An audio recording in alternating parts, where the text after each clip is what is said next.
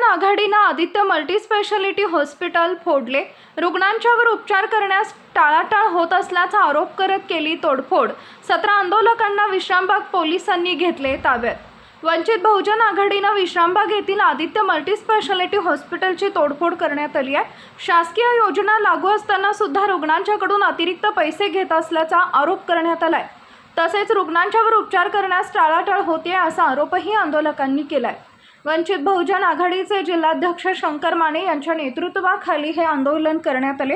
हॉस्पिटलची तोडफोड झाल्यानंतर पोलीस घटनास्थळी दाखल झाले आणि आंदोलन करणाऱ्या 17 आंदोलकांना विश्रामबाग पोलिसांनी ताब्यात घेतलंय।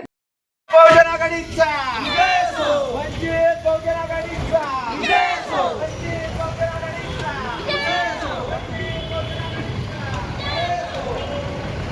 गेले जवळजवळ महिना 2 महिने 4 महिने झालं आम्ही पाठपुरावा करत आहे की गोरगरिबांची जी तुम्ही योजना जी ज्योतिबा फुले योजना आहे आणि बांधकाम कामगाराची आरोग्य योजना आहे त्या योजनेचे जे लोक आहेत ते लोकांना वेगळी स्टेटमेंट दिली जाते, वेगळी त्यांना वागणूक दिली जाते आणि यांच्या मूळ लोकांना वेगळी वागणूक दिली जाते।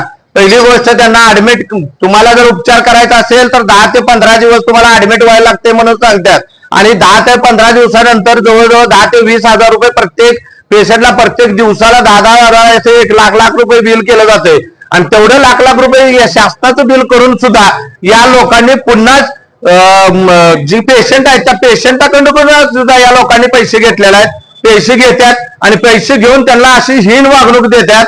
इतर पेशंटला वेगळी वागणूक आहे ना, या गोरगरीब जी लोक येतात त्यांच्यासाठी वेगळी वागणूक आहे।